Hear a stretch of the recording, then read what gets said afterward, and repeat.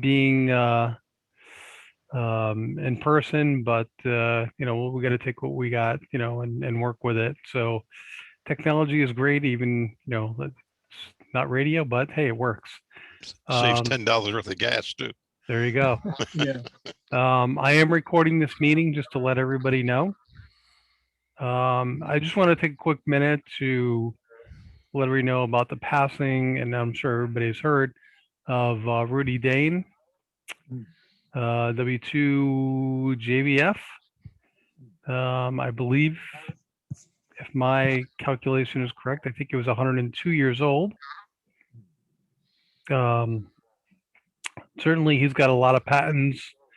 101, JR. 101, I thought he was 102, but um, either way,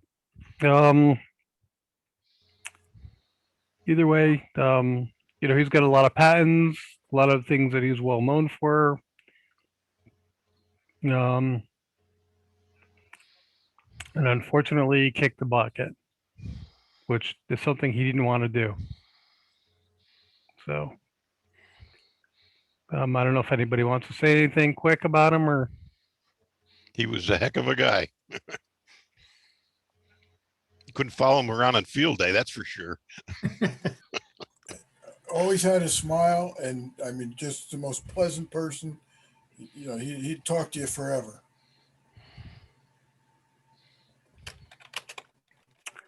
Yeah, I bought my first 2-meter eight antenna from him, actually. I saw him just a couple of years ago teaching a whole bunch of kids science in one of the meeting rooms I think it was at Town of Clifton Park Library. Yeah. So he didn't give up that for either. Mm-hmm. Yeah, I ran into him a couple of years ago on the bike trail out for a walk. Yeah, and I guess he used to spend a lot of time down at the museum too, doing work down there. So I guess he will. He's went to another frequency that we're not able to get to yet.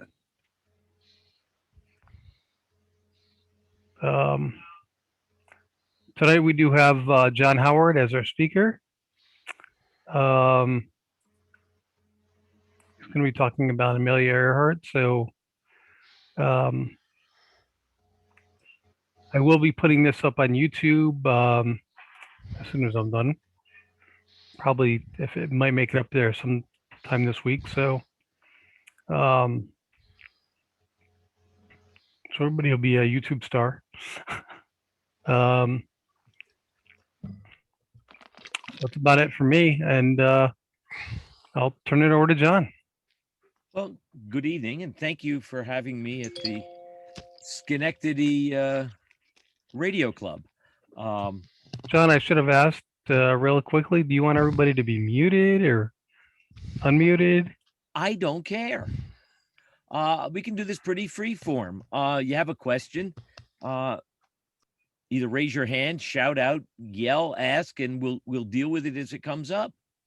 I think it's more fun if we're interactive. That's what we do. We talk on the air. Okay. So a little bit about me. When I was 15, my dad announced, I was 14. My dad announced he wanted to become a ham. And he started studying, and we were studying together. The next year, he unexpectedly passed, and I never followed through. So 3 years ago, I decided I was going to become a ham, did it, and now I hold a general license, trying to learn code. So that's going to be my struggle for this year. So why am I talking about Amelia Earhart? Well, I'm a biologist by profession, love science, but I have two other things I'm pretty good at. My mother, as I was a little kid, told me how she remembered Lindbergh's flight across the Atlantic. By listening to the coverage of it on a crystal radio with her grandmother. And she grew up in Nyack. So as we, living in New Jersey, would go up to visit friends in Nyack, we'd go up 9W, and we'd have to go through Englewood, and I would see the Dwight Morrow Mansion. Well, that was Lindbergh's father-in-law. So she also told me about the Lindbergh kidnapping. So that, dead babies, murders, kidnapping, that's a great thing to tell a kid, because now you're going to interest him in something odd and different. So I've become, over the years, a reasonably good expert on the Lindbergh kidnapping. That's the tie into Earhart, the Lady Lindbergh. The other thing I'm really good at, besides science, is I'm one of a handful of people in the United States who is an expert on the Lincoln assassination. Two disparate things, but blame my mother, or thank my mother, in my case. Her grandmother, who she listened to the Lindbergh flight with, saw Lincoln laid out in his casket at City Hall in New York City in 1865 when she was a young girl. That got me started on that. And now, till COVID, I'm one of a handful of people who give tours from Washington, D.C. to the site of John Wilkes Booth, the assassin's death in Virginia, on a 12-hour bus tour, and I've been doing it for years. And I've talked all over the East Coast on Booth, the Booth family, and the Lincoln assassination. So that's the wacko you've got speaking for you, or the oddball, or hopefully someone who's going to entertain and illuminate you. So Amelia Earhart, lost and found. Well, you can't find somebody unless they're lost. And the reality is, Amelia Earhart was never really lost, in the sense that there was no trace. There have always been traces that people have been following. Now, the story will take some twists. I'm assuming we have some veterans here. I was in the Guard from 72 to 78 as a combat medic. Veterans will understand the snafu that occurs at the end of our story, and I'd like to hear your take on it. So in the first slide, we have Amelia and her plane, the Lockheed Electra, that she was flying on her round-the-world flight. In the two cockpit views, particularly the one in the upper left, you'll notice it's a rather crowded cockpit. There is a radio in there. There's a radio head off her left knee. And above her, not in the photo, is a crank that controls a loop antenna above the cockpit. She does have a navigator aboard who will be behind her, where she's looking behind her in a small space. They will be passing messages back and forth, because the two engines are so noisy, you can barely hear yourself think. The island on the bottom is where we find her. That is Gardner Island, now known as Nicamororo, if I can get the words out.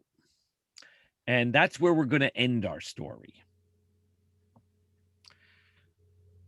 So, November Romeo, 16020 crew. The pilot is Amelia Earhart. Amelia is a competent pilot.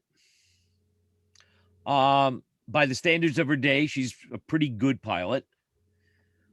She's made fame for herself by being the first woman to fly across the Atlantic, which she did as a passenger. She will later do it by herself. As she became known, she also was very good at marketing. in that she marketed a luggage line and a clothing line that is still around today, and ended up marrying George Putnam of Putnam Publishing. A bit of a free spirit. On the day of her marriage, she handed Putnam a note that said, you do not have to be worried that I will keep this as a traditional marriage. I understand that people, essentially she's saying people are people, and she offered him an open marriage. And as far as we know, they both accepted it. The gentleman with her is Fred Noonan, world-class navigator. She will need a navigator to go around the world. So they have a radio. We have a pilot. We have a navigator. What we're missing is a communications officer. Why is that important? Neither one of them knows CW. So in a time when most of your communication was with Morse code, neither one of them knows Morse code.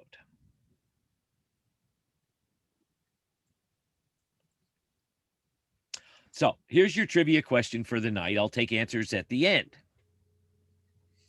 To what Hollywood star was Fred Noonan writing at the time of the world flight? There are no prizes, unfortunately, just a pat on the back. So we'll come back to that. So as an amateur historian and a scientist, I like timelines. From 20 May 1937 to July 2nd, 37 is the world flight, the flight around the world. She starts off going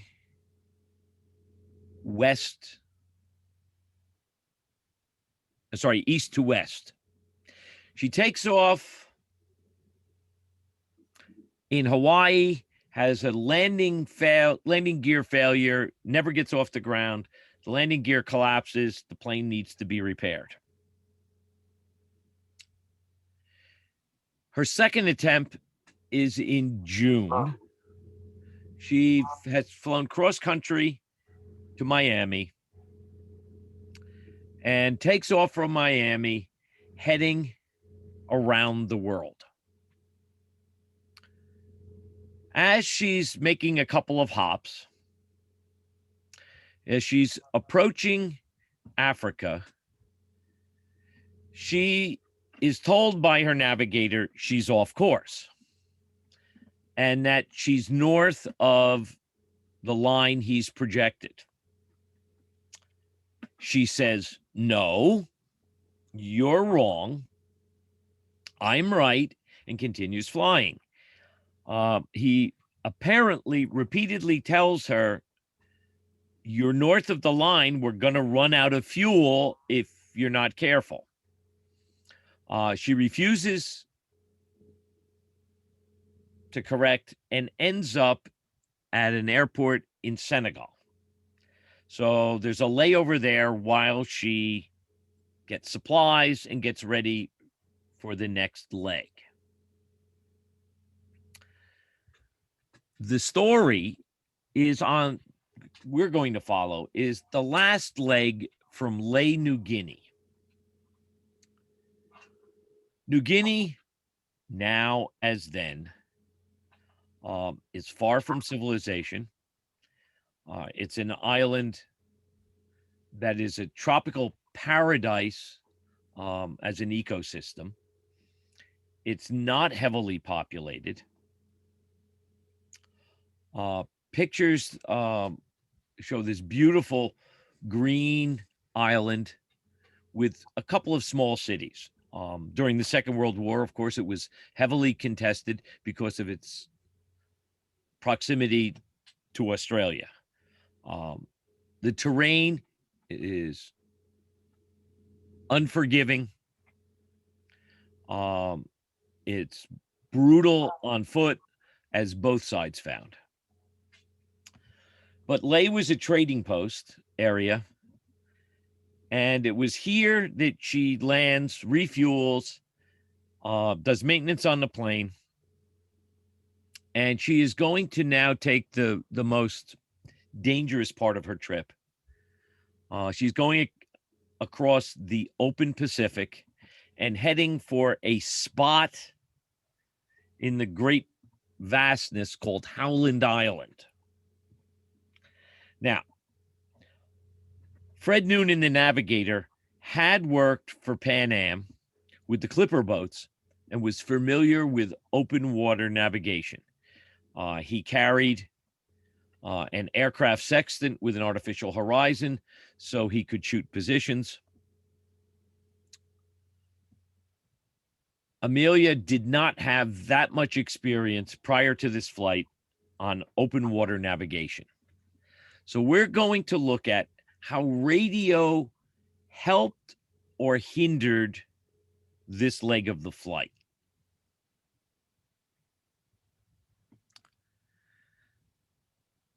So we have some pictures of the plane. We have it in Burbank prior to her leaving Miami. And we have a photograph taken by an amateur pilot over Java. Now, you'll notice in the over Java photo that there is a post for an antenna behind the cockpit. She had a V running to the top of the stabilizers for one frequency. She has a loop antenna on the cockpit, and she has, although it's not visible in this photo, another wire antenna on the 7 megacycle range underneath the aircraft. Now, the information that I'm presenting comes mostly from a group called TIGAR, a group that's very involved in searching for Amelia and all historical flights. They are to Amelia what Ballard is to finding the Titanic. They look for lost aircraft all over the world. So you can see this is an extensive flight, and it's going to be done in one hop. So we've got a myth here that she was taking pictures of Japanese installations along the way for the U.S. government. No, not at all. There's nothing in any documents that show that she was diverting to do spy work. Now, I don't know if this is going to play. It might. This is the takeoff from Ley. This is the last pictures we have of Earhart. You'll notice many of the windows are blocked out. On the takeoff roll, look for a puff. There it is. And let me back that up again. On the takeoff roll, there's the puff. Did you all see it? On the bottom? Roger that. No one's quite sure exactly what that is. But the best guess is that's her 7 megacycle antenna going up in smoke, because copper wire was found about 6 months later on the field there, consistent with antenna wire. Now, I will tell you, anyone wants a PDF. In fact, I'll send it to you, Jim. I've got a PDF of the talk with all the slides. So I'll send you the PDF so you can distribute it as needed. Great, will do. Thanks, John. there's a lot of information here. I hate it when people read slides. It was a Western Electric 13C radio transmitter, 50-watt crystal controlled. 2,500 to 6,500 kilohertz range, and low frequency. They also had 500 kilohertz operation. What's important here is that the radio was powered by a generator on one of the aircraft engines. It's 11 amperes on a dynamotor. It weighed 50 pounds without the dynamotor. Now, this dynamotor is going to play in at the end of the story when we figure out where's Amelia. It was a typical transmitter for its time. One of our members, Fred Belkhaus, W2AAB, been around a long time, and ham radio's really good source of historical data, said this was state of the art for the time. So I'll take Fred's word for it. I wasn't there. So it's crystal controlled. No operator adjustable controls were employed. You could only monitor one aspect of it at a time, and Amelia did not have an amateur license. She did not know anything about the radio. She was strictly a plug and play. You put the radio in, show me which button to push, and I'll transmit. That's part of the problem. This is a little bit more about it, how you would put it on the air. This comes from Tigar. Again, I'm not going to read it because it's not essential to our story, and you'll be able to, I'll get you all the links for this and send it to Jim, for those of you who want to delve into it a little bit more deeply. We call them nerds, and I'm a nerd in another way. So the antenna, 46 feet double backed onto itself. It was 15% longer, according to the resources here. It was installed by Bell Labs.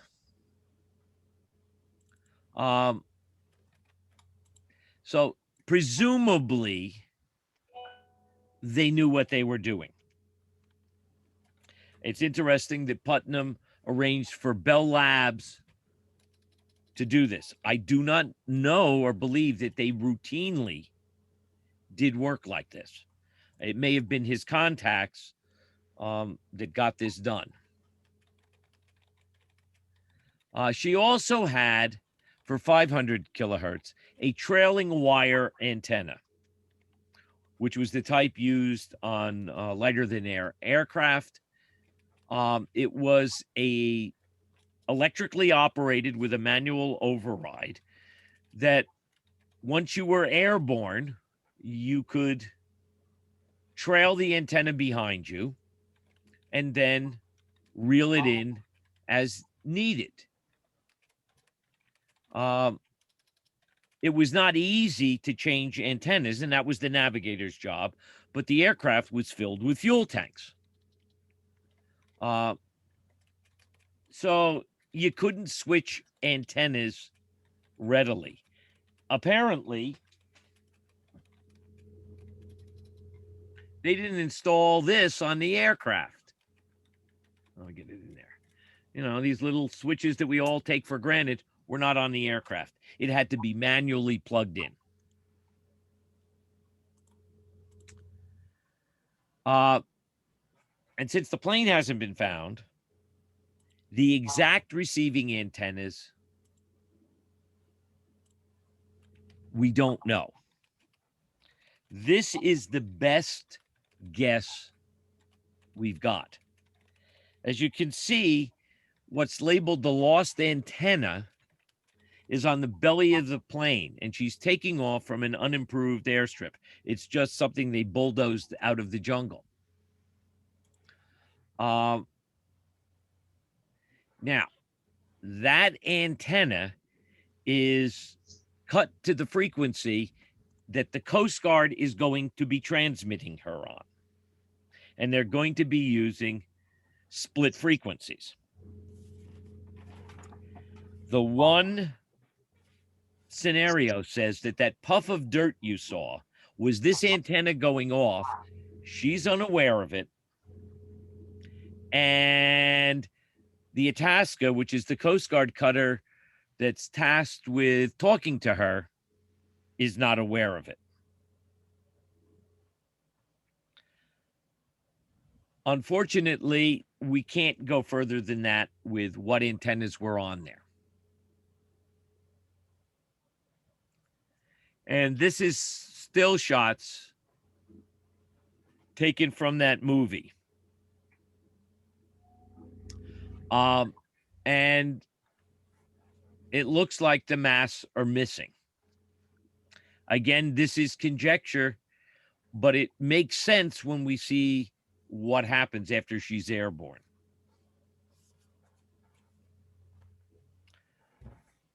So, what about that trailing wire antenna? Well, when they got to Miami before starting for Africa, she made the decision that it was too heavy and she couldn't take the extra weight, so she ditched it. So now she's an antenna short. So this is the data that we've got. Now, this one I'll go through. And I know it's dense. She leaves at 0000 GMT July 2nd. Her still airspeed is 130 knots. At 7:18 GMT, she gives a radio position.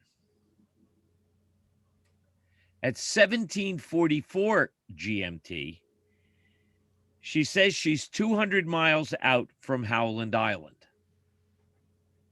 At 18:11 GMT, she's 100 miles out. Now, they're verifying this based on her signal strength on board a U.S. Coast Guard cutter known as the Itasca. At 1912 GMT, she says she's on Howland, but she can't see it. She must have received a dead reckoning report from Noonan that they should be over the island. Now, she's probably at about 10,000 feet or a little under. She can't see it. There are people on Howland waiting for her to refuel. And the nearby island, Baker Island, they do not hear her. They can't see her. After 1912 GMT, we don't have any idea where the plane is. One island nearby says they heard her heading east. At one point, she reports seeing a ship. We have no report of any ship sighting her. So for 7 hours at 6210 kilohertz, she's being heard in New Guinea. Nauru in the Solomons heard her on 3105 for about 5 hours.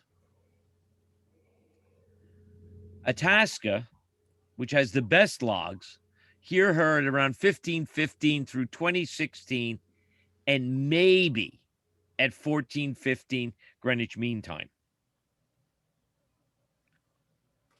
So up until that time, we know she's in the air.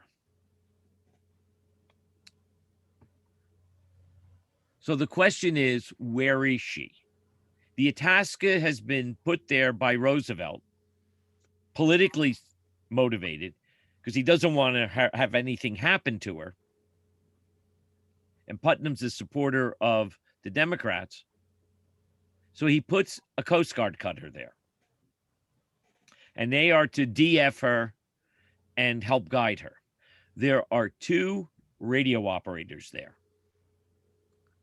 Leo G. Ballard, the chief radioman, has a call sign on the ship of DC. Later on, he had an amateur radio call of W7RF. The second operator is radioman 3rd class William Galton. His call sign on the ship is BG. These are the men who are listening for her and trying to help her. They're very experienced radio operators. We have the Itasca logs. Okay, these are 2 telegrams. Earhart will broadcast radiophone quarter after and quarter to hour. Her frequencies, 6210 and 3105. Former used daylight also has 500 kilocycle dubious usability. Advise what frequencies Itasca will use, ditto naval vessels, so she can listen. Suggests Coast Guard and Navy coordinate so that helpful weather data be broadcasted to her after late takeoff on the hour and a half. We'll confirm arrangement with her by wire at lay. Hold on a second, I've got a visual here.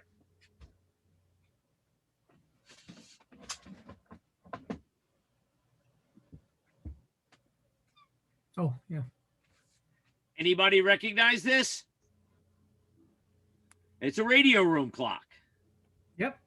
So if you look at her schedule, the quarter and quarter 2 hours are silent times for listening, for emergency. So they essentially have her on emergency frequencies. Now, there's a second message here from Black, who's Amelia's coordinator. Sent to her at Darwin or Badong, Java, via amalgamated wireless. 500-watt frequency range, 195 to 600 kilocycles, either on CW or medium wave CW. No high frequency equipment on board. Swan N1JP can transmit 1/2 kilowatt between 195 and 600 kilocycles and between 2000 and 3000 kilocycles. Also can transmit 100 watts, 600 to 1500 kilocycles, and from 3000 to 9050 kilocycles. 35-watt voice available. Please confirm and designate signals desired from Ontario, Itasca, and Swan within these ranges. Best suited for your homing device. Itasca can give any frequency desired. Indicate delay at least 4 hours in messages between lay and Itasca. If you get the feeling the left hand doesn't know what the right hand is doing, you're right. So you've got the Swan and Ontario, which are Navy. You have the Itasca, which is Coast Guard. Does anybody really expect that the Navy and the Coast Guard are going to coordinate this together? If so, there are several bridges between New Jersey and New York that I can offer you for sale.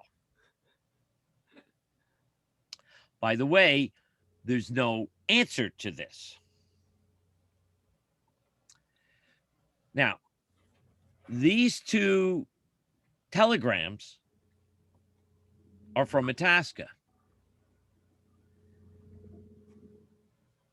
To Coast Guard Division's headquarters, San Francisco. Consider present relationship division, Itasca communications, unsatisfactory and potentially dangerous to Earhart contacts and vital schedules.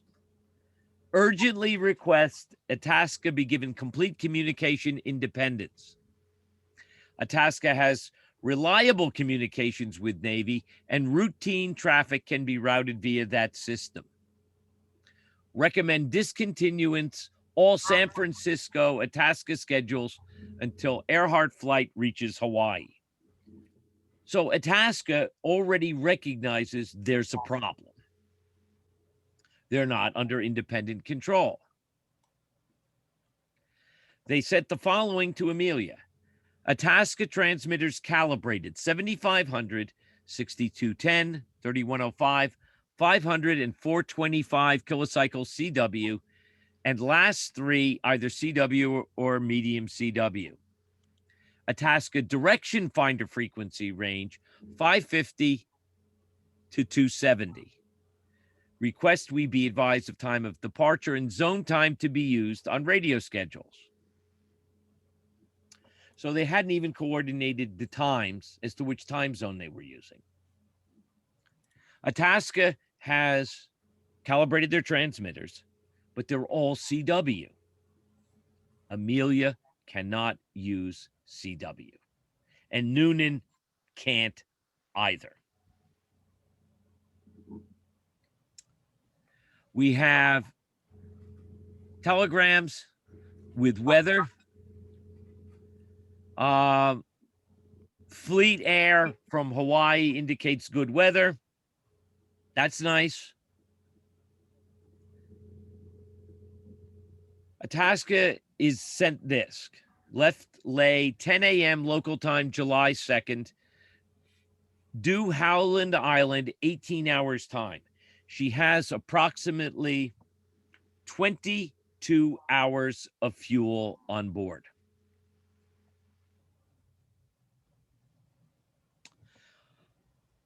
Now, we do not have a picture of the Itasca. This is a picture from a sister ship, but that's the Chief Radioman Ballart's. And this is a schematic of the radio room as it would have looked since they were sister ships. Typical for the time. They're big. I certainly don't want to put my hand behind those panels. I think there's some pretty high voltage there. But it's self-contained, and they were both experienced radiomen.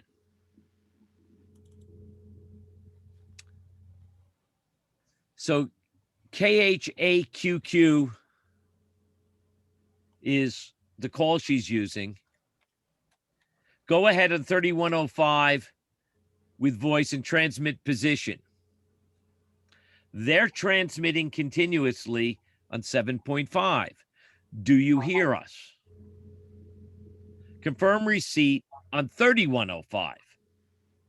Standing by, sent by voice. Split frequency. I don't know that she knew really how to use it.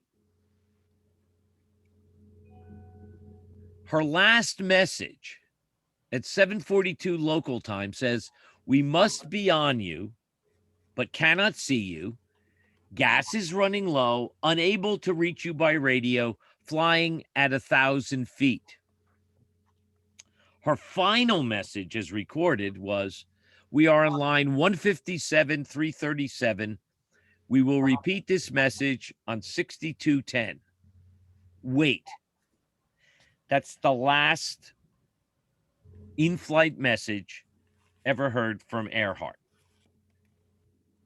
And this is as it's typed in the log, and you'll notice there are two corrections there. And this is excerpts from the log.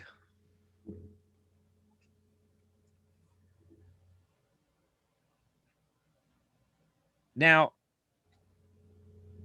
this is a reconstructed from the logbook between Galton and somebody else.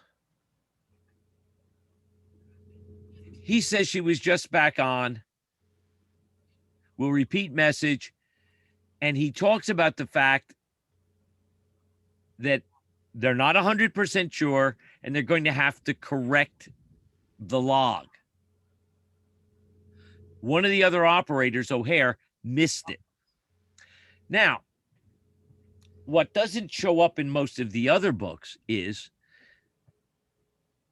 that there was a beacon radio on Howland put there by a man named operator named Cipriani. And that was supposed to be a homing beacon. It was experimental. He ran out of battery power. So we don't know if Earhart ever heard that beacon.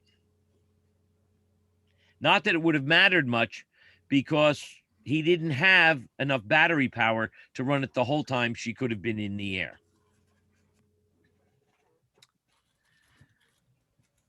So we've got some direction finding. She was heard in Hawaii. She was heard in Midway. She was heard on Wake. So if we draw position lines, they're all pointing that she's near Gardner Island. Now, Howland is also in that group. So she's in the right area. So she didn't really wander that far off course. But not one of them can really give us a 20-mile circle like we can with GPS now as to where she is. And she's running a navigation line on her best guess to run into Howland.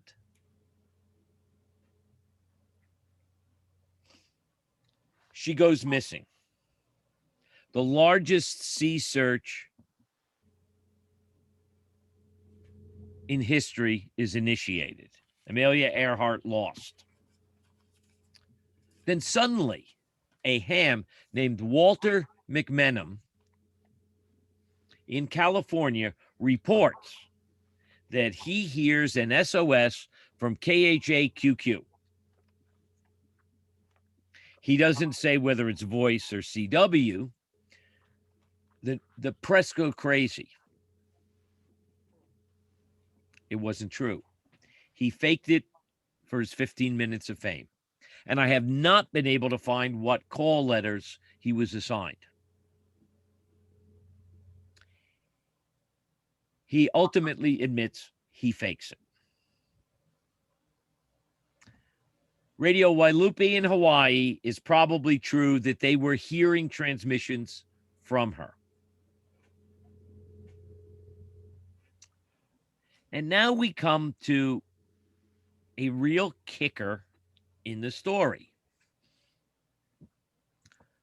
A girl named Betty reports in 1937 that she's in SWL in St. Petersburg, Florida. She has a Zenith 1000Z with a 60-foot wire antenna, and it was her hobby in the evening to listen to shortwave stations. Well, she hears something and she writes it down, and she believes she's listening to Amelia Earhart. Now, for years, nobody was sure who Betty was, whether it was true. Well, when TIGAR, the research group, started looking into it, they found her, and she gave them copies of her notebook, where she contemporaneously wrote down. So she's hearing on voice, "Help me, Howland, water's high." This is Amelia Putnam. This is very telling because, remember, everyone else in the world is calling her Amelia Earhart, but she's married to Putnam, SOS, Amelia, something she says, speak uncle, help us quick. You're right, Bob. She's probably got some QRM, but she's writing down what she's hearing. Send us help. Amelia, take it. Help, help. I need air. It's going. New York, New York, New York. Whatever New York means. Now, the newspapers said that Betty was making this up because they'd already had one hoax. And this sure as heck sounded like you've got a teenage girl running a scam. She's got some navigation. Ouch. Hello, Bud. Amelia. It's obviously broken transmissions of something. She's writing this down, what she's hearing it. Like New York. And of course, while in between, she's making doodles. So the question was, could she have heard transmissions on that radio? Well, this is her antenna. From the house, it goes into a vacant lot. So she's got about 125 feet or so of wireline antenna. Yeah, you could hear with that. And the hops would have been long hops, but she could have heard Amelia. It's theoretically possible. Now, what frequency was she hearing on it? This is what we come up with. She was probably hearing a harmonic. She was, she remembered, pointing to a dial when she's shown a picture of it, between 18 and 25 megahertz. People who are far better at doing this sort of calculation than I am all say it's very consistent with this equipment, that antenna, and the propagation at the time. She very possibly was hearing Amelia Earhart.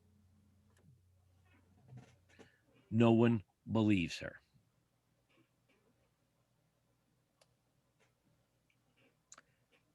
So what does the Navy do? The Navy puts the largest search out, but they're only using planes. So they're looking for wreckage. The USS Colorado flies over what was then called Gardner Island.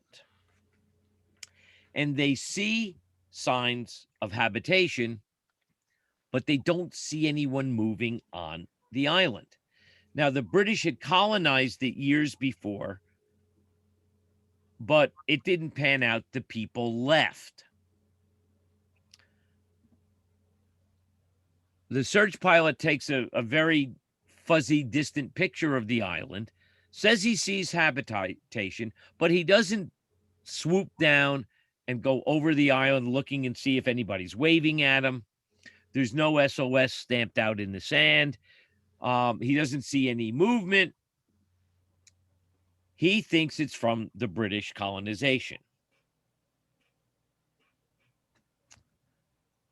We now think he's wrong.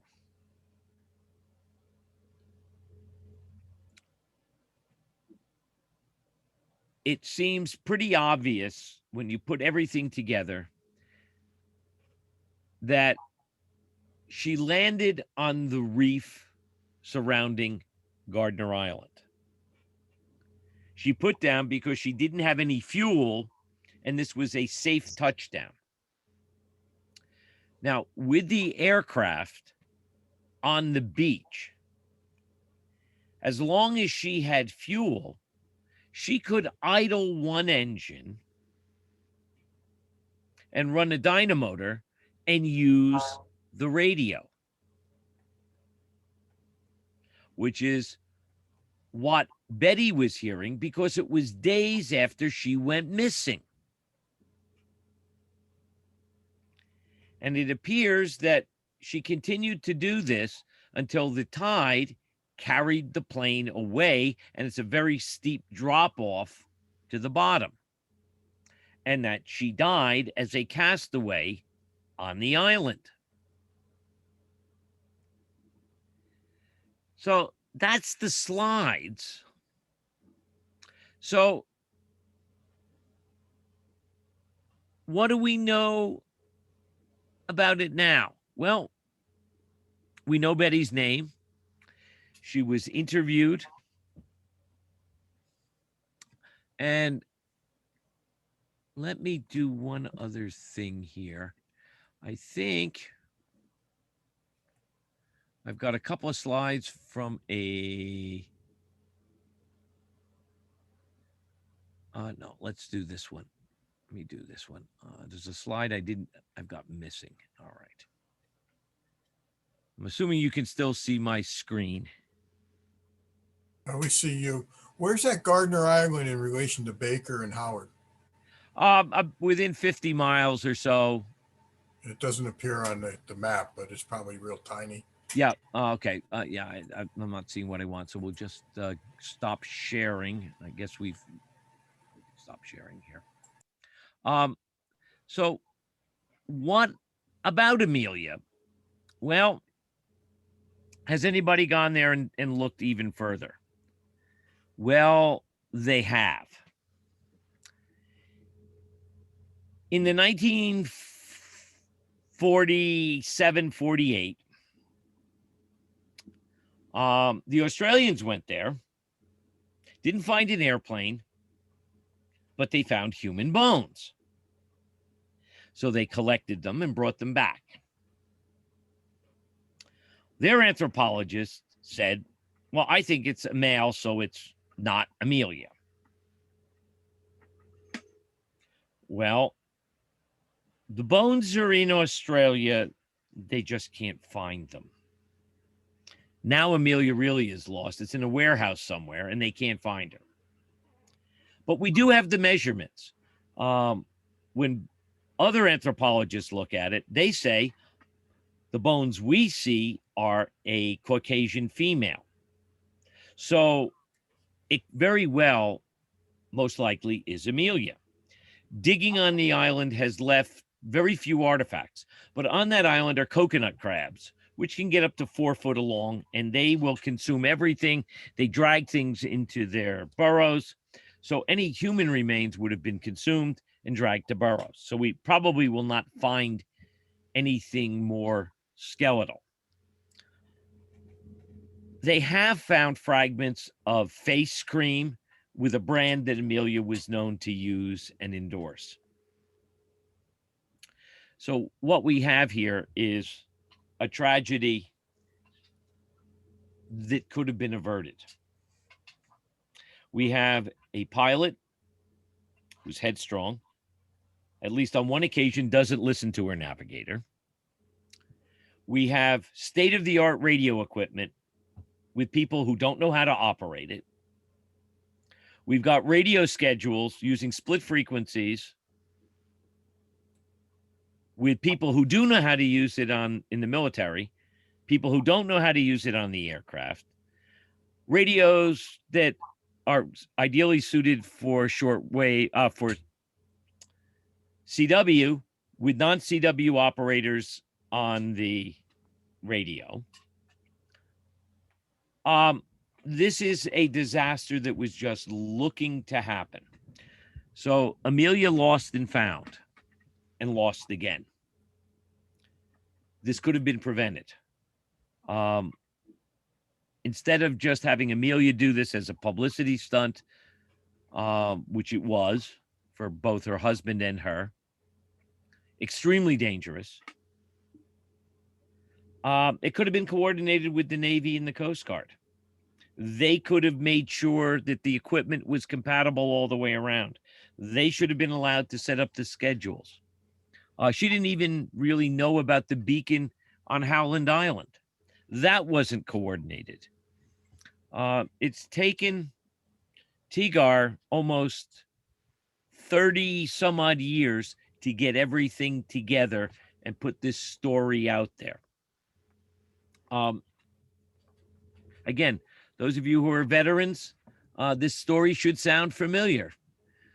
Washington tells you to do one thing, you got to do another. And it's sad that it cost two people their lives because it was just so poorly done. So I hope you have questions, and I'll do my best to answer, because that's what I've got for you.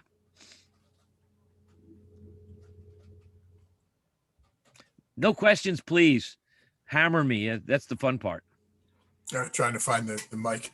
So in relation to, say, the size of Howard Island, how big is this Gardner Island where they found Gardner Island, you could walk across it in 20 minutes. I saw a documentary that showed they thought it was her being captured by the Japanese. Have you ever seen that? I've seen the photo. I've looked at it. When they do facial analysis on it, it's not her. It's another female missionary who happened to be on. That's the one on the dock photo, I think. Yeah, right. Yeah, it doesn't fit with her. And there's no proof that Roosevelt would have wanted her to take photographs. What we know of the plane, there was no way she could have had a camera mounted. The only piece of aircraft aluminum found on Gardner Island is a piece, about the size of a laptop. Now, it's not from the Electra construction. They suspect it's from aluminum that was put in to block out windows in the aft cabin that weren't needed. And they're basing that on rivet patterns. Has anybody gone to Gardner Island and gone off the edge of the coral reef looking for bits? Yes, they have. It's a steep drop off. There is a photo from contemporary, 1939 or so. It showed up that looks like there's a piece of landing gear sticking up. And excuse me, when they go to that site, whatever there is encrusted in coral. Now, I mentioned the New York connection, that Betty kept hearing New York repeated. Well, when they look at photos taken before 1937 and until about 1946, there is a shipwreck right next to the beach where she would have landed. And the name of the shipwreck, ready for this, is the Norwich City. It was an abandoned freighter. So could Betty have been hearing Norwich City and hearing New York? That's a real good possibility. She's listening to voice, AM voice. She's probably got some QRM, and she's writing down what she's hearing. So could Norwich City be New York, that she's telling them what she's seeing? Very possible. The next expedition to Gardner is going to take some more side scan sonar to be run along that reef site in hopes of finding the Electra. I mean, that's what it's going to take to prove that she was there. Any more questions? Come on. Make me work. So how big is the warehouse where they lost the bones? That's a good question. The island, the island government section has a whole bunch of boxes there. Now, they found some boxes 2 years ago, and they said, these are the skeletal remains. Well, they were taken, I think, from Baker Island, and they are obviously Polynesian. They found film contemporary to the time. That's the one where they see the landing gear when the Australian government was searching there, but no one picked up on it. They found some aluminum that had been fashioned into a water collector, because that on that island, it's tropical. Water is the chief thing you need. And before they discarded it, they said, "Oh, that's something that the British colonists built." Well, they did a drawing of it. We don't have a picture. They discarded it, but it just happens to be the same shape as an engine intake on an Electra. Wow. So opportunities lost and found. The answers were there if somebody just would look at them. Well, you have to want to find the answer. Yeah. It's not a great story if Amelia, lands on Gardner Island, the Navy goes out, finds her, and brings her home. If that's the story, we wouldn't be here, and there wouldn't be all these books written. Any comments about what you think could have been done to help Electra? Mark, you were shaking your head about the military snafu. Your thought? Well, just the kind of stuff that we do in our, casual public service events, the coordination and that comlink that we provide. We were talking about Rudy, at the start of things here, and, our public service events, we would often provide the only link between the police and the fire and the ambulance crew, because they had, in those days at least, incompatible systems. And there was really, the cell phones were either non-existent yet or, long before the beginning days. So having us basically be a liaison standing with each of the members of those respective groups was the only way to create a human voice bridge between the radio systems. They didn't have that kind of a thing, available. The glaring error is that you had two non-CW ops, being sought out by a bunch of CW ops. It's like Joe talking to many of the rest of the planet, right? Oh, he left his chair. I can't even give him a dig. Never mind. John He'll be Pesco back. later. But it's that great divide. It's in retrospect, it's sadly comic. In a such a sorry way. I was going to ask you a question, John. That this woman Betty that allegedly heard them on the the shortwave listener. How old was Betty?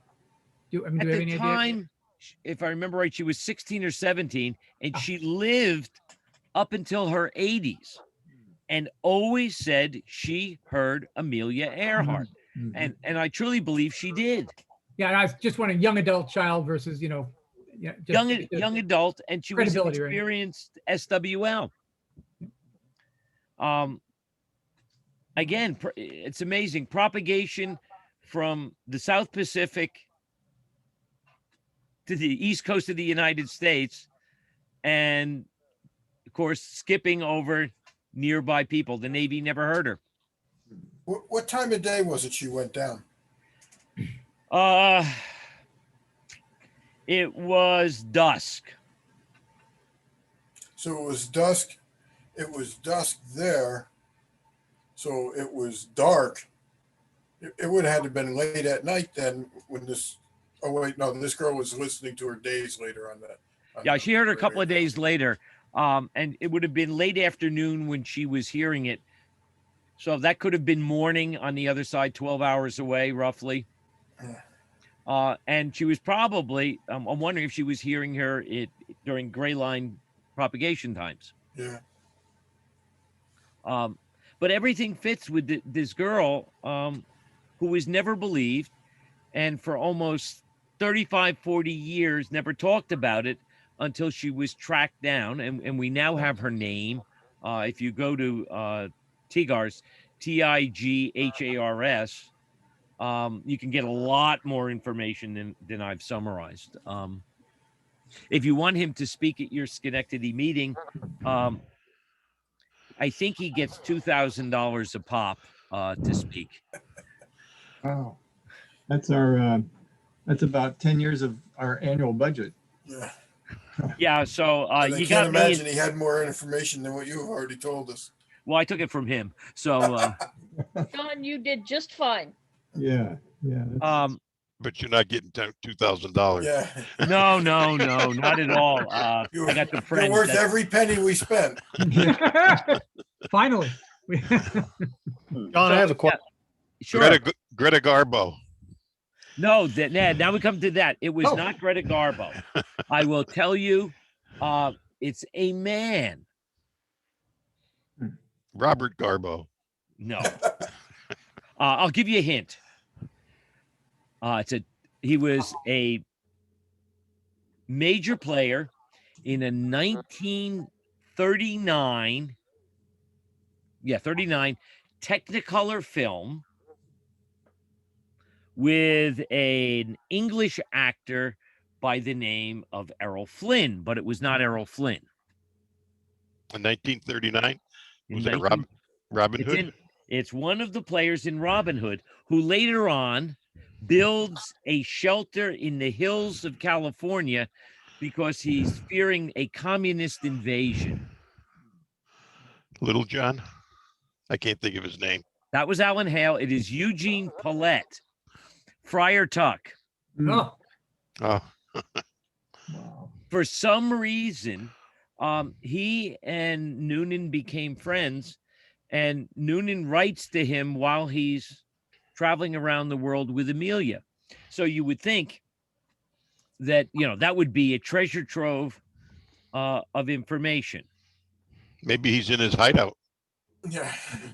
Unfortunately, it's a treasure trove of nothing other than the fact that Noonan had marital problems, was an alcoholic, and traveling with Amelia. Hmm. That's a problem. John, Yes. you made a comment about the takeoff video clip that you showed from Leyte, Yes. New Guinea.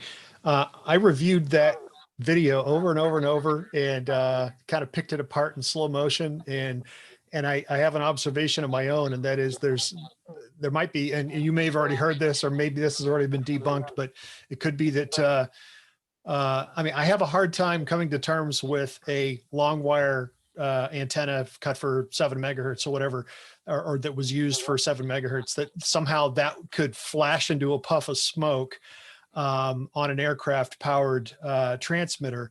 I'm not saying that's impossible. I'm saying that I find that less likely than the prospect of that puff of smoke being something far simpler. And I'm kind of following Occam's razor here as far as possible explanations. I know that was it was a Lockheed Model 10. I don't know which variant of it, but they all had rotary engines, and I see two possibilities here that are potentially more probable, and that is a simple backfire or just a pop. These things, it doesn't matter what the ambient temperature is. When they first come on, they pop, wheeze, fart, make all kinds of smoke and stuff, and even on takeoff, it's possible. And one thing I was having a hard time with was coming to terms with the gap between the engine and where the smoke appears behind the aircraft. And I can think of two scenarios where you could have an alternate explanation. One would be that there's a puff of smoke, but it's not. It's kind of like with a mock cone or something. You don't see, the effect isn't visible until after the engine. But I'm going to counter that before I even finish that and just say, it's possible that distributed smoke coming from the engine would not be visible because it would be instantly swept up in the vortices around the wingtips. And those are pretty violent vortices and very tightly formed, which is why you have to have separation between aircraft by ATCs. And so people don't get caught up in the vortices. And that, or something very simple, if you watch that aircraft when it's going down, it looks like a dirt strip, which is in keeping with that location.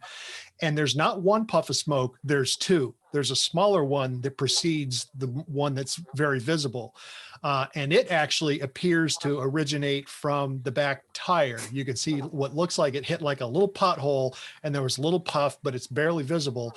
So it's possible that there's simply dust or just a pop of dust or smoke, either from the engine or from the airstrip, that gets wrapped up in that vortice, and that vortice concentrates it, swirls it, and it reappears where it's tightened and more concentrated behind the aircraft. What do you think of that? It's a good observation. Yes, there are vortices. But I don't know. Can you see the screenshot I'm sharing? Yep. Okay. What Tigars thinks, and I don't think it'll let me get it bigger. Yeah, it will. Is that it is most likely one of these posts on a pothole Hmm. Rip that the were- mast off. that breaks the mast. So let's go to that video. Will it load? Maybe.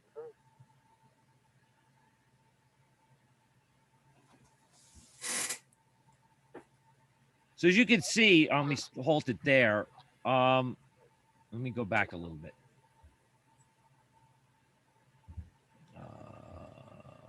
Play.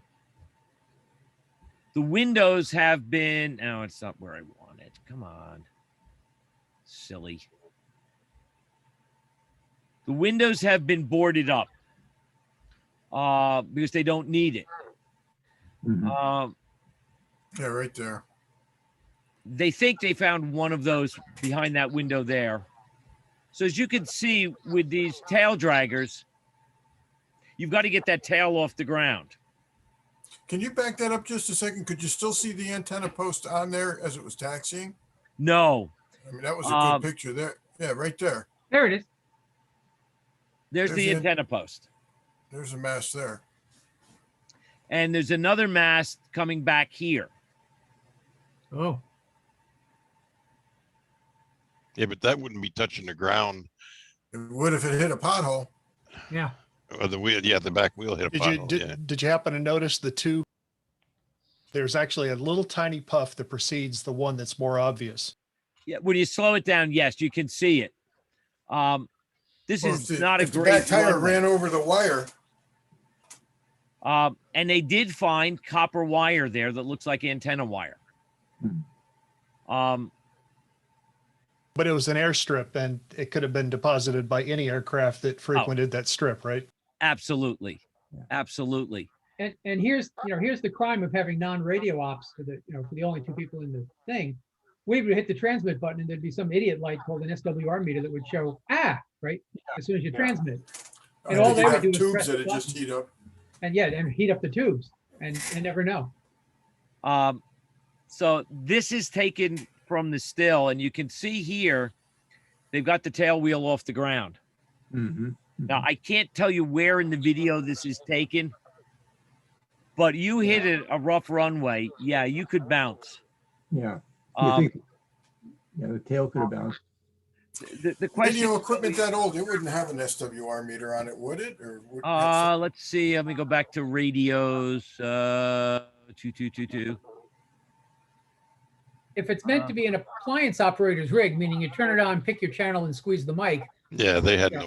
no, yeah, there was. There would have been no SWRs. there'd be no reason to have it.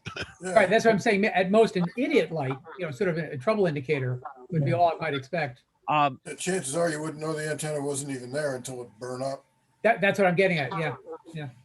So All the- those rigs had RF meters on them. That was, they didn't have SWR indicators. A lot of those had little, But that Once the that changes, they transmitter, knew what it regardless of was.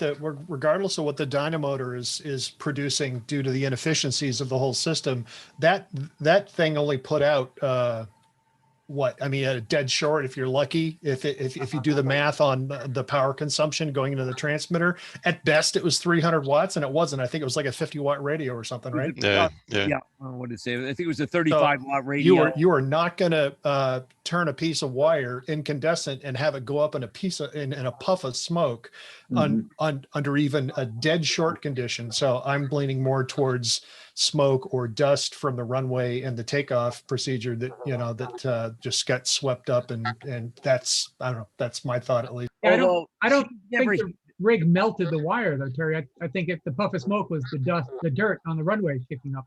Not, I think we're saying the same thing. He No, had the said, mast. he had said earlier The that mast that fell may off have and been where caused the where the dust. antenna went up in smoke. And I kind of locked onto that and said, I don't know. No, I think and- they're saying the mast bottomed out, tore off, and caused the smoke. well, That's it that- looks like smoke, but dirt, you know, kicked up dirt. Yeah. Dust. so the real problem here is she's never hearing them. So even if we take into account she's not very good at this, she's made it this far and has been able to hear transmissions. Now she's not hearing Itasca, and she's being told what frequency she's on. Itasca is transmitting, and she's not hearing for whatever reason. So why are they transmitting on harmonics? You know, the harmonic, what was it, 3105 and 6210? Yep. I wonder what the reason for those picking those two I frequencies. think they were just spurious harmonics. Yeah. I mean, and what Betty was hearing was a harmonic that was traveling that long distance. I've had that happen. So as We've you had can that see, happen I at mean, field day. it's not that the Itasca wasn't able to reach her. So it's not a question of radio power. It's a question of her not hearing. Yeah. Now, you know, we've all done DX, we've all done field day, and you're calling, and you got that one guy who's calling CQ and has absolutely no ears on at all. Yeah, we call them alligators. Uh, No, that's So- the other end. at this point, she should have been able to hear them.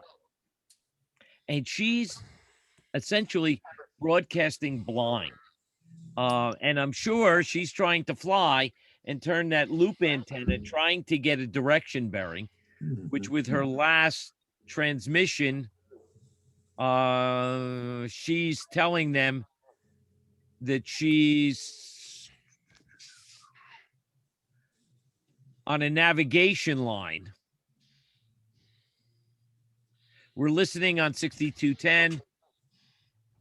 Heard you on 3105, sent on 7500, and the time 44.6. It is absolutely cuckoo that this gets this screwed up. It really is. You read the Itasca log and you're looking at one story. You hear what she's saying, there's another story. And then when she goes missing, within days, you've got the USS Colorado flying over the middle of the ocean, finds one island where they see signs of habitation. And you would think, okay, there was something there. Call the ship and have one of the other naval vessels go over there and put a landing party ashore and look and see what the habitation is. No, the pilot says, that's old habitation. We don't need to look there. They've seen nothing else but that, but they don't investigate it. Had they gone there, they may have found the two of them. Betty's diary in a couple of places seems to indicate that Noonan during the landing may have hit his head and is hurt. And it's likely he died first, if that's the case. But in the absence of physical remains, we don't know. It's a fascinating story. It's just amazing how things, when they go south in a big, big way. John, I'm concerned about the whole navigation capabilities. With that first leg of the journey, they got off course over Right. Africa. What is the chances that they were just basically lost in terms of totally missing their target and basically running out of fuel and ditching in the ocean? Is that? It's possible. So what do we know about Noonan as a navigator? He navigated the Pan Am Clippers, which had very successful service between Hawaii, the West Coast, and the Far East. Right. The So China Clipper. the China Clippers. Yeah. So he was very accustomed to celestial navigation. He would have carried an aircraft sextant. I've got several of them here at home. I've always been fascinated with astronomy, celestial navigation. So with the aircraft sextant, besides doing time, distance, and heading, he can shoot stars. The horizon for an aircraft is it's a bubble sextant. So you essentially center a bubble in a reticle, so you know your level, and take your sighting, and then using charts, you can get your line of position, and you do it 2 or 3 times, and you get your little cocked hat. So he should have been able to navigate to within visual sight of the island. Now, the problem with the Africa landing is he knew where she was. He told her when they took off from Brazil that she was north of the line, and she kept saying no. Okay. Yeah. She overrode him as the pilot in charge. One of our members here in Fairlawn, who had been in the service and was associated with aircraft, said, "You always listen to the navigator, and you always trust your instruments. You don't trust yourself." Amelia didn't do either. Yeah. So there's also the possibility that she wanted to generate publicity for the flight, and so really knew where she was and flew the extra time to generate more publicity for the flight. Were they ever flying at night? They did. Yeah, the Dakar landing was at night. Oh man. Okay. I mean, it took a fair amount of courage to do this in 37. Yeah, because that was a big year for the China Clippers, but those were what, 4-engine Martins, and basically standing room in the navigation area, big table, lots of room to do whatever charts. I'm thinking maybe the what was this? Did you say it was a Constellation? It was an Electra Model 10. So when let me go back to the picture of the aircraft. Yeah. So from this loop antenna back was basically fuel tanks. Noonan sat behind her, about under where that top mast is, the dorsal mast is. He was put between fuel tanks, and it was his job to pass her sandwiches, pass her coffee.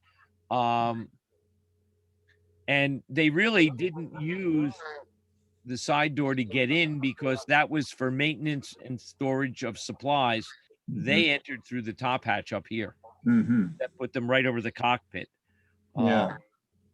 And if we look at her cockpit, it's pretty crowded. Yeah. And this picture would have been taken where Noonan is, and this is Gardner Island.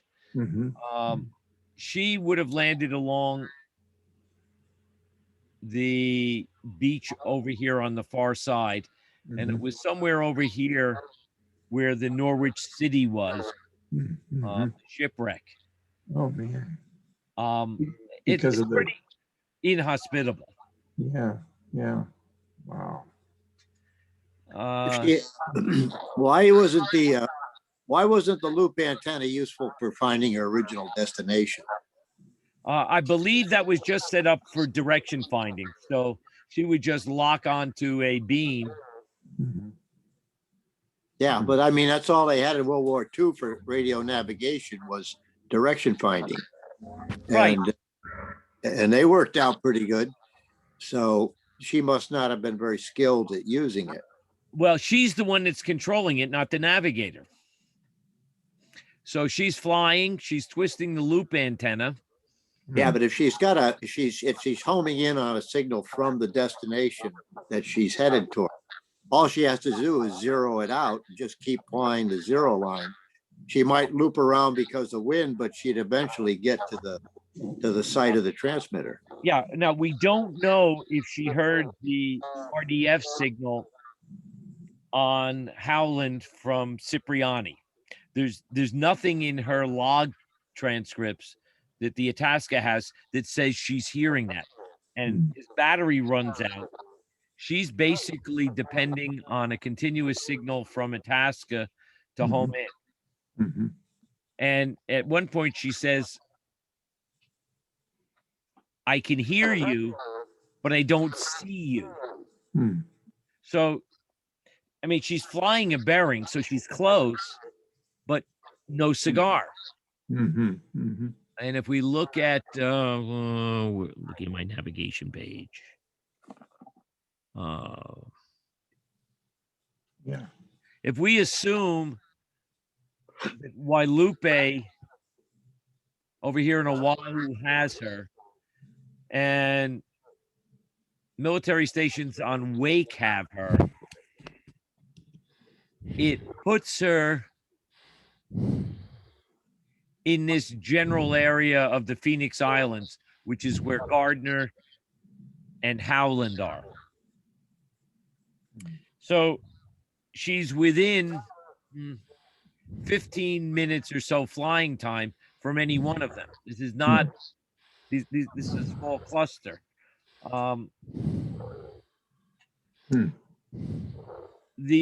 It was always thought she was lost at sea. I think Jim, you suggested it, that she just flew in. But the problem is this girl here.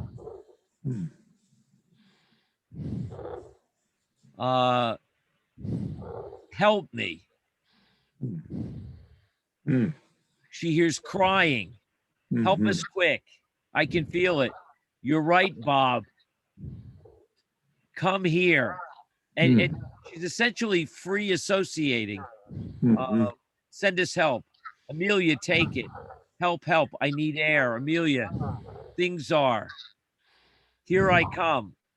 Maybe. Let me out of here. Take it away, Howland. Then this New York, New York, New York. 3. Oh, if they could hear me, New York, New York. Yeah. That's got to be Norwich City. And here are some navigation estimates. She's not sure about them. Water knee deep. Oh, gee. Let me out. Oh, sounds like a shallow landing. You know, I'm curious because of the fact that she was an inexperienced radio operator, really didn't understand much of the theory or even how to properly operate something that she was handed. Is it possible that the combination of her not trusting her navigator, that she actually got a little off course, went by the destination she was trying to loop into, but as we all know, with a loop antenna, it's a figure 8. You know, it works just as good front and back. If she got confused and didn't know that, and she flew by her destination, she could have been trying to direction find, but she was actually looking at a signal behind her that continued to get weaker and weaker, and may not have put that together, and just went completely off course and flew right by. Absolutely. I mean, we even have, a comment here. Watch that battery. Well, the batteries were near the fuselage in the wing. And if the wing's getting near water and she's got to run it, she can only run it at low tide. Mm-hmm. Um, and What, yeah, go ahead. Can't make it. And this girl's So- remarkable writing it down. if there's some question whether this reception is technically possible, is this the Ballard team that's going back there to do this side sonar searching? No, it's not Ballard. It's this group. Where's my last slide? I don't have it. Do I have it here? No. All right. Let me get the other one. With the references. Hold on. Bear with me. Oh, come on. What I'm thinking though is that, would it be possible if the amateur radio groups got together and put together the collection of equipment compatible with what they had in 1937 and actually run a test and send a signal out from Gardner Island and see if it's technically possible to receive it in the location of where this Betty was? I suppose you could do that. That'd be a nice de-expedition. Yeah. TGAR.com is probably the best source for those of you that really want to get into the radio end of it. They have a whole section just on the radio, as well as copies of the original. Yeah, I think that would be an interesting experiment. The only problem is the propagation conditions may be, wildly different. Yeah. Need the same sunspots. Yeah, yeah. I mean, it's a. Bring them back. We'll take them. Yeah. You'd have to run a beacon for 11 years to find out. Anyway, but I guess if there's a question of relative quality of propagation conditions, if for example the transmission gets through with the worst of propagation conditions, well, then probably it did get through back in 1937, that kind of thing.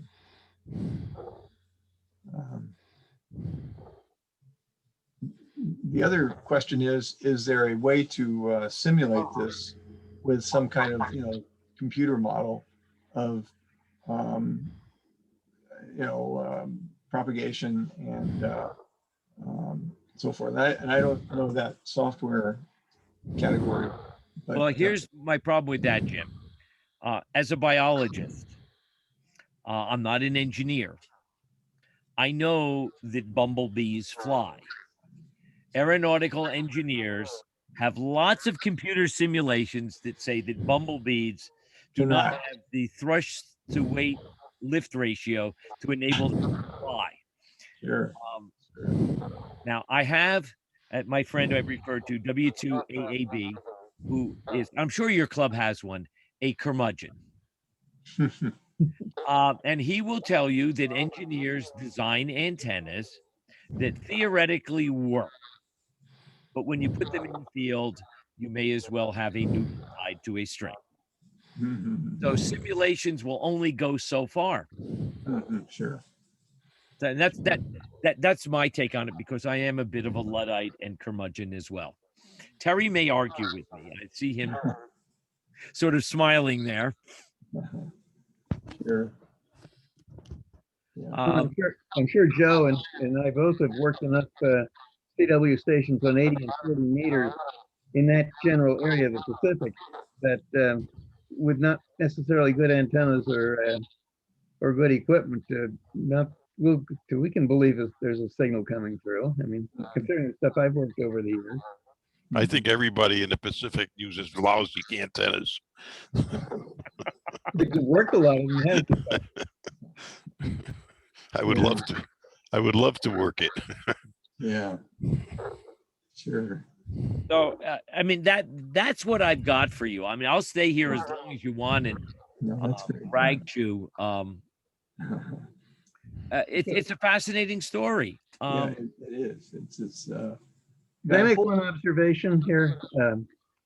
And that is, you mentioned MCW a couple of times. And that was quite common in those days. What they did, what MCW was an AM transmitter transmitting a tone, an audio tone, modulated CW. So that you could hear the CW on an AM radio that doesn't have a beat oscillator. I mean, it was common military practice back in those days. That's what the MCW was. MCW means modulated CW. Yep. Yep. Basically, being an audio CW signal on an AM transmitter. Yep. Meters came up, so I knew I had something in here. All tuning adjustments were inside the transmitter, set by a technician. No meters were incorporated for monitoring operator parameters. So she was strictly push the button and talk. And I don't know what key she had on board, if in fact she had a CW key. You know, I'm wondering when she was calling her distress signal, I'm wondering if she just kept the microphone keyed and never untransmitted, you know, so she could get a response back. It's altogether possible. Although based on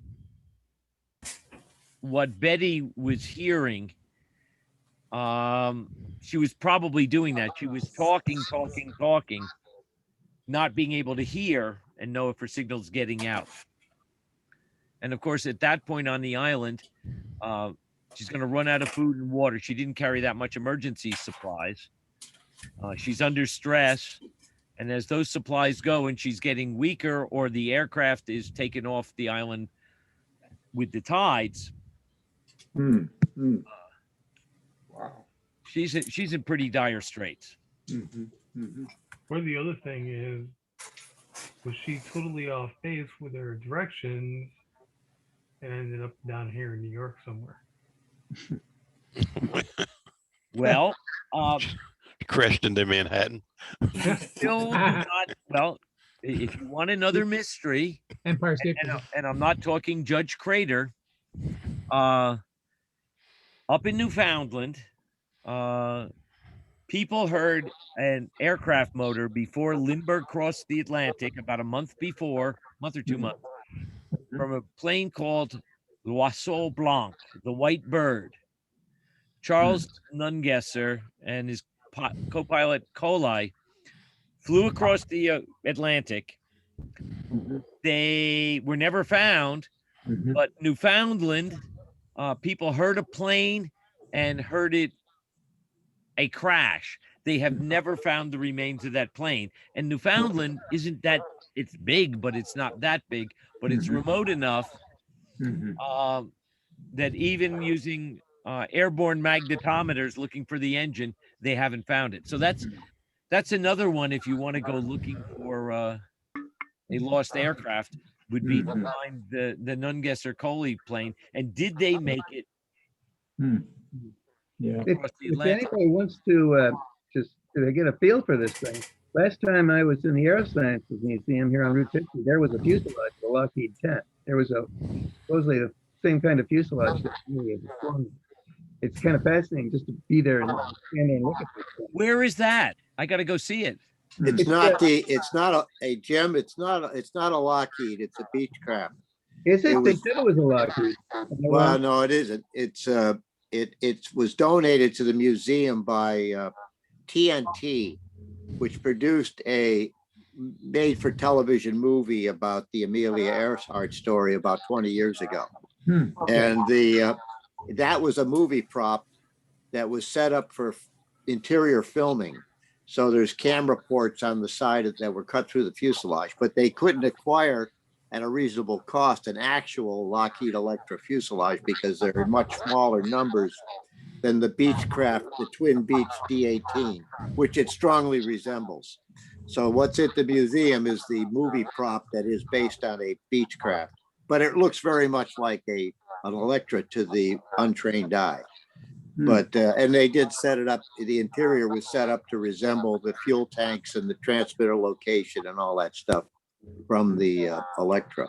but it's not an Electra. It makes sense because I think they're extremely rare. I don't think they made more They than, are I rare. think it's like less than 150, including all the military variants.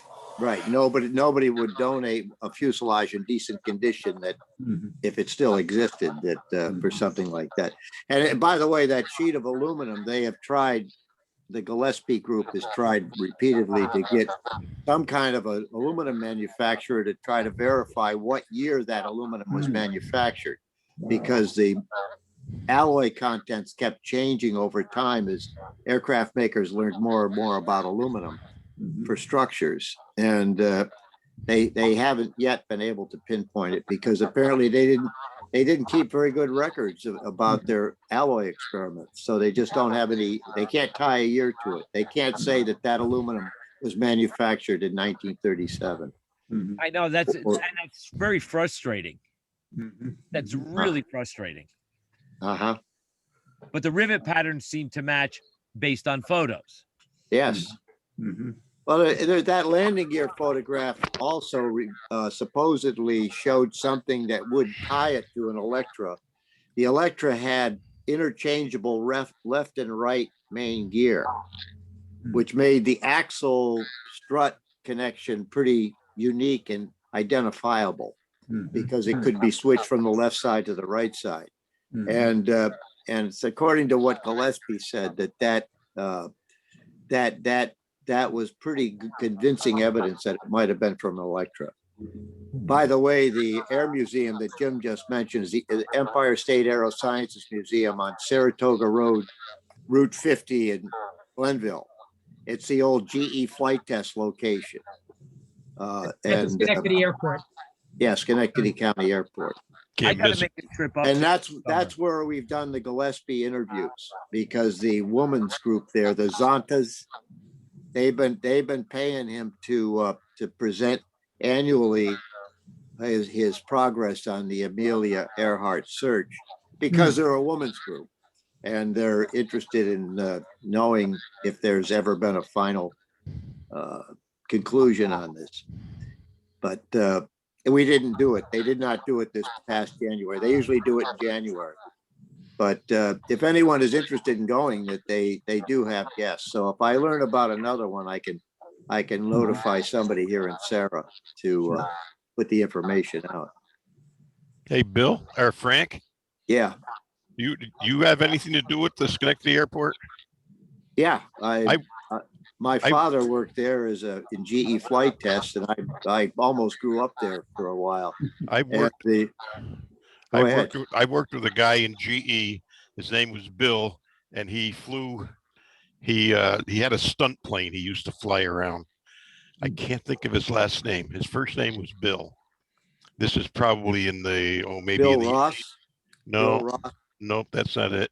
Around in the 80s, late 80s maybe. Well, Willard Van Warmer had a steerman, but that was Willard was his first name. I have to think about it. That Roger Story had a Waco biplane. Was it a biplane? I can't remember, but he used to go. He lived close by, and he used to go out at noontime, and he'd get in his plane and he'd fly and he'd do stunts up over. I worked for GE at the Army Depot, and he would fly over doing stunts up, over the Army Depot noon times. What year was that roughly? Oh, it probably, I would say it's probably in the mid to late 80s. Young guy. His name was Bill, and I cannot think of his last name. Bill Hatfield? No. He worked at the R&D lab. No, this was, I worked for Gas Turbine, and but we had offices in the Army Depot. Yeah, I know. In Rotterdam. You may have known Nancy Fitzroy. That name sounds familiar. She was with Gas Turbine, but she worked at the depot. Yeah, well, I was there from throughout the 80s, through the 80s. Well, I have to think about that, but that was the late GE flight test closed in '64, so it was long after flight test was still in operation. Yeah. But anyway, Yeah, I though, think you were there before I got out of high school, and that would have been early 80s. Yeah, maybe. Yeah, Because I maybe. remember going to visit that place. Yeah, yeah. And may have been in high school or younger. Yeah, it was in the, I think it was in the 80s, early, like, sometime in the 80s. Sure. Like, I can't remember that guy's name, and, it bugs me all the time. You will. You'll remember it at 3 in the morning. No, I won't, because I've been trying to He's think up of it at for 3 in the years. morning. By the way, if you look, it was an E variant. And if you look at the designer, it was a guy by the name of Clarence Johnson, yeah, who was the Yeah. guy who designed the SR-71 right. Wow. And the P-38 Lightning, and the And the- Lightning. right. So the aircraft was the least limiting factor of the problems here.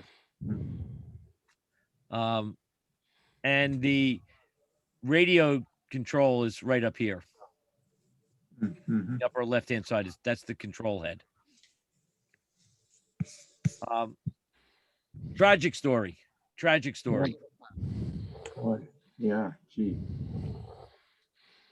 Wow, well, gee, John. When is oh, go when ahead. is the next visit to the island? Do they have a date for it? The last time I looked, they were going to go last summer, but I don't think they went. So I don't know what Gillespie's got planned. They bring in DX equipment with them? No, he's a pilot. He could care less about ham radio. I think it'd be important to establish, since this is probably the most important evidence that there is, these radio transmissions, to put that to bed, whether this was even possible. Mhm. Mhm. Sure, I think a full on-board de-expedition is in order. Mhm. Terry, it's a Lockheed 10E. Yeah, I saw that. Thank you. Yeah, they made 15 of them. They made a couple of military variants after that, but in just like one-offs. That had the biggest motor in it too. It had 2 Pratt & Whitney 600 horsepower radials in it. That's a monster. They're monsters, and of course the props were really state of the art at the time. She had featherable props. The other tie into aircraft for me was my mom, who got me started down this wacky road of trivia and nonsense. During the Second World War here in Clifton, you had Curtiss Wright, who was a huge propeller manufacturer. Her job was as a secretary in the division that refurbished military propellers and sent them back. And one of her stories and notes is, while she was working there, everybody in the plant was told to report to a loading dock because they had a special propeller coming in. And when she got there, it was a set of 4 props, so that's 16 blades from the first American B-17 to fly over Tokyo, to fly over Berlin, was being sent back for refurb. So for her, she said that was always a highlight, because the prop division knew that if the props came back for refurb, the crew came back. Nice. So she said, that was a highlight to see that, that their product flew over Berlin and made it back. I have one of those prop pitch motors in my garage. Wow. Oh, really? Yeah, the Curtiss propellers were electrically operated. Yes. Yeah. Wow. They were using prop pitch motors as rotators, weren't they, Joe? I mean, I remember Yeah, seeing some of the I had it up for a few years. Yeah, I- I've seen I- that before. That's pretty cool. I could turn my house with that. that was my sense of it. It looked like a really big thing. The motor in that thing, it was a little tiny motor, very tiny motor, and it turned at 18,000 RPM. Wow. And it's geared down to 1 RPM. like you said, they always said that if the antenna got stuck, the house would turn. Yeah. Oh, yeah. I mean, this thing. WTYIK, Bob It's not in light. Schenectady at one time. He had one of those prop pitch rotors turning his beam. Who was that? His name was Bob Zecker, WTYIK. Now, he moved from Schenectady to Syracuse, where I knew him. Oh, because I got this from somebody up in Schenectady. Somebody, Silent Key in Schenectady. They were selling the estate, and I bought the rotor from them. Hmm. But man, what a beast that is! Hmm. Yep. And had to use Selson motors for an indicator. Wow. Hmm. Well, What a different experience tonight from when I did it for my own club. You guys are infinitely more talkative. I guess you're being polite to me, and you've asked great questions. You know why? You know why we're so talkative? Do you know what solitary confinement is? Well, I've been suffering from binary confinement for the past 9 months. This is true. I did this first back early on, which is where I think Jim found me. yeah. This is quite a This has been great. I can't tell you how much I've enjoyed spending this Zoom time with you. yeah. Well, it's a tremendous opportunity. It's a new mode of communication without airline tickets and hotels and stuff. It's anyway. We're really thankful that you could share with us, and Yeah, it's been a great This presentation. is fascinating. maybe some of the Great. questions that the fellows asked can spur some new, I don't know, new or rekindle some old ideas maybe, or just but that's what it's all about. Absolutely. Now the question is, and we get it from our Echolink people. Does it count as a QSO? That's a good one. We I put would this have a up on keyer. the LOTW. 599. Did you sign every 10 minutes? I don't think so. No, that's Here's a that's sign good. for you, Terry. Yeah, Terry, you haven't been on 80 meters in a while. 599 Mark's going gangland on us there. 599 Eastern